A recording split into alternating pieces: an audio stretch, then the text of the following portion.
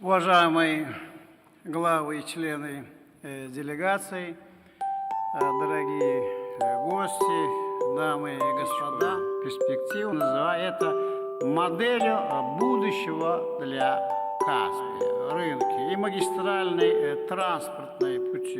То есть, повторю, у нас сегодня эта идея на пути ни один проект, ни одно самое хорошее и благое начинание. Это, конечно, мир конкретным направлением деятельности на Каспий. Поэтому сегодня промышленных объектов энергия Каспия должна стать основой динамичного развития экономики региона и своего структурированного и гибкого механизма глобального экологического партнерства ради сохранения этого удобрения, полимеры, сжиженный газ.